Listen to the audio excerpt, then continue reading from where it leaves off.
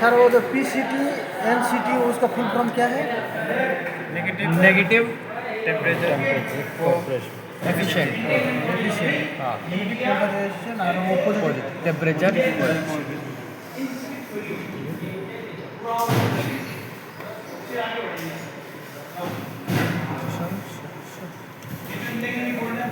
इसका short form है CKP, crank position sensor. इसका एक दूसरा नाम भी है, क्या हो सकता है? या ये किस चीज़ को बताता है? ये क्रैंक की पोजीशन को और RPM सेंसर यहाँ पे तो लगा रहता है RPM सेंसर इसका दूसरा नाम है RPM सेंसर तो RPM भी बताता है सर। ये सेंसर और वो जो केम सेंसर सेम तो देखने तो सेम देखने के लिए सेम है, लेकिन इसमें एक डिफरेंस है। क्रैंक सेंसर 2 वायर का भी आता है, 3 का भी आता है, और दोनों को चेक करने का तरीका डिफरेंट है। ठीक है, तो पहले 3 वाले को करेंगे।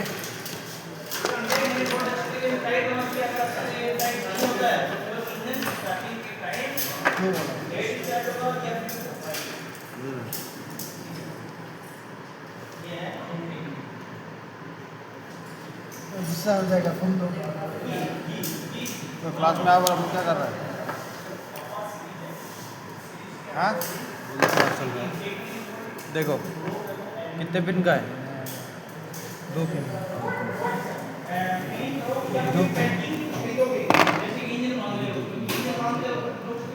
ये सारे आपके क्रैंक सेंसर है जो 2 वायर वाला है।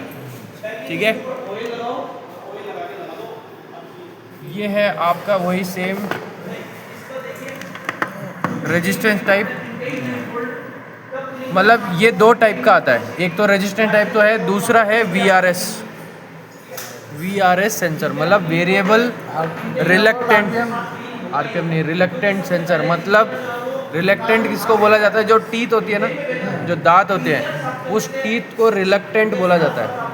तो ये तो वो टीथ पे ही लगा रहता है। जो 2 वाले रहेंगे ना, ये 2 वाले हमेशा टीथ पे रहेंगे। ठीक है, जो 3 वाला है वो टीथ पे भी मिल सकता है या क्रैंक केस में कहीं ना कहीं मिल सकता है।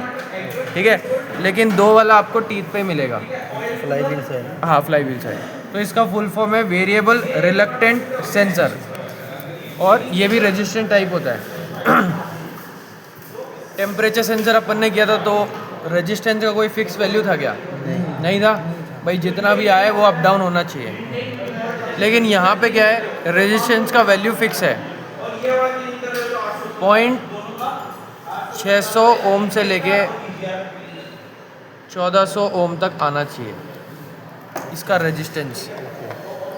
अगर इतना नहीं आ रहा है तो आपको उसको रिप्लेस करना है। ठीक है,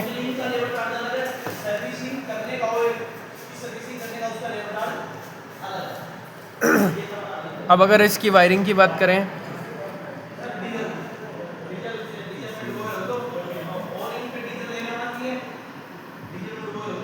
ECM, इसकी दोनों वायर ECM से आती है।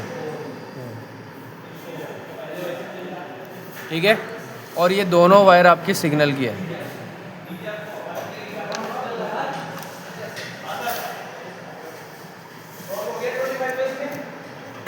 ठीक है, अब अगर अपन इसको ओपन में चेक करते हैं तो इसके अंदर आपको 2.5 वोल्टेज मिलेगा। मतलब सिग्नल में जो 5 वोल्टेज आता है उसको डिवाइड कर दिया। अब बात आती है कि ये सेंसर काम कैसे कर रहा है। ये सेंसर क्या है, रिटर्न में भाई ये जो 2.5 वोल्टेज देख रहे हो ना, ये किसके लिए है कि सॉकेट लग रहा है नहीं लग रहा। मतलब ECM को पता रहने के लिए कि सॉकेट लग रहा है नहीं लग रहा, या इसको फॉल्ट कोड बनाना है नहीं बनाना। ये सेंसर क्या है, रिटर्न में वोल्टेज बना के देता है। इस तरफ बना के देगा ECM को, उस हिसाब से ECM रोटेशन काउंट करता है। अब वोल्टेज बनाता कौन सा है? AC voltage. मतलब रिटर्न में AC वोल्टेज बनाएगा। कैसे बना रहा है आप देखोगे तो एक तो इसमें कॉइल लगी हुई है और इसके आगे मैग्नेट होता है। तो मैग्नेट और कॉइल जब रिएक्ट होता है तो उसके अंदर AC वोल्टेज, हाँ बाद तो उसकी वजह AC वोल्टेज बनने लगता है। तो वो AC वोल्टेज रिटर्न दोनों वायर में से निकल के ECM को जाएगा। ठीक है, तो इसलिए इसके अंदर ग्राउंड की कोई रिक्वायरमेंट नहीं, क्योंकि ये तो खुद ही बना के इसको दे रहा है। ठीक है, अब इसमें क्या है, कभी इसमें नेगेटिव आया, कभी इसमें पॉजिटिव आया, तो ऐसे चेंज होता रहता है। ठीक है, दूसरी चीज़ अपन क्या कर सकते हैं, इसके अंदर AC वोल्टेज बना के देख सकते हैं। अगर AC वोल्टेज बन रहा है तो मतलब आपका ये 2 वायर वाला क्रैंक सेंसर ओके है। तो पहले तो अपन इसका रेजिस्टेंस चेक करते हैं। अब अपन को पता है 600 से 1400 के बीच में है, तो अगर आप इसको 200 पे रखोगे तो दिखाएगा क्या? नहीं दिखाएगा। तो इसको अपन डायरेक्टली 2K पे रखेंगे।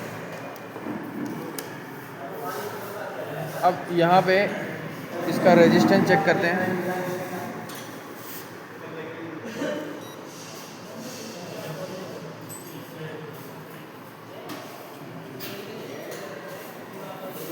कितना आ रहा है? 1300। सही है, 1400 के अंदर ही है, ऊपर तो नहीं है।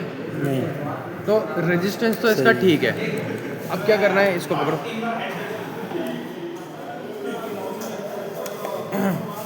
अब अपन क्या करेंगे, इसको AC वोल्टेज पे रखेंगे। कितने पे? 200 पे। अब क्या करना है आपको, इसको मारना है, टैप करना है। तो यहाँ देखना अभी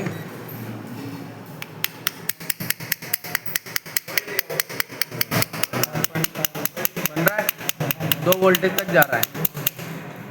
अब अपने हाथ में इतनी पावर नहीं है जितनी फ्लाईव्हील घूमती है। ठीक है, तो फ्लाईव्हील भी अगर आप इसको गाड़ी स्टार्ट करके भी चेक करोगे तो आप ये मानो 13 वोल्टेज या 20 वोल्टेज तक जाएगा, इससे ऊपर नहीं जाएगा। हाँ, इससे ऊपर जाएगा भी तो मतलब हाई RPM पे जाएगा। अब बात आती है कि अपन इसको ठोक क्यों रहे हैं, गाड़ी में तो ये टच होके तो जाता नहीं है। तो अब देखो, कभी भी देखना मेटल के पास या मैग्नेट और मेटल को पास में लाओगे तो एक गैप बनता है ना। तो ये क्या है, जब जोर जोर से घूमेगा सारा वोल्टेज तो आ रहा है। तो अब गाड़ी में तो बहुत तेज घूमता है। तो आप अगर इसके देखो पास में लेके आओ, ऐसे पकड़ इसको, थोड़ा ऐसे जोर से कर, पास में एकदम क्लोज में, एक गैप फील होगा। तेरे को गैप फील हो रहा है, इधर मत देख, हो रहा है ना। तो अब गाड़ी में तो क्या है, ये बहुत फास्ट घूमता है, तब जाके यहाँ पे वोल्टेज बनने लगेगा। ठीक है, दूसरी चीज़, मार्केट में ये बोला जाता है कि क्रैंक सेंसर को ठोकना नहीं चाहिए, मारना नहीं चाहिए, ख़राब हो जाता है। ऐसा कुछ भी नहीं है, 1.5-2 साल से हम ही ठोके जा रहे हैं, अभी तक तो ख़राब हुआ नहीं। ठीक है, हाँ, अब देखो इतना ठोक ठोक के इसकी साइड वॉल ख़राब हो गई है। बाकी अगर आपको चेक करना है तो आप मार के इसको चेक कर सकते हो। अगर ख़राब करना है तो फिर अपन हथौड़ा लेके आओगे तो ख़राब हो जाएगा। ठीक है, तो आराम से ऐसे इसको चेक कर सकते हैं। सर कैसे पता चलेगा कि अब खराब हो गया, जब करंट नहीं आएगा तो? ख़राब हो गया तो गाड़ी स्टार्ट नहीं होगी, पहली चीज़। दूसरी चीज़, यहाँ पे AC वोल्टेज बनेगा नहीं या आपको रेजिस्टेंस शो नहीं करेगा। क्रैंक सेंसर, कैम सेंसर या डीजल गाड़ी में कॉमन रेल प्रेशर सेंसर, ये 3 सेंसर इंपॉर्टेंट है आपकी गाड़ी को स्टार्ट करने के लिए। क्रैंक और कॉमन रेल प्रेशर सेंसर। हाँ, कई गाड़ियों में ये देखा गया है कि जो कैम सेंसर है, अगर आप उसको हटा दोगे तो गाड़ी स्टार्ट तो हो जाएगी लेकिन RPM नहीं लेगी, बंद हो जाएगी। ठीक है, तो अगर कभी आपके पास स्कैनर नहीं है और गाड़ी स्टार्ट नहीं हो रही तो आपको ये 3 सेंसर चेक करने हैं पहले।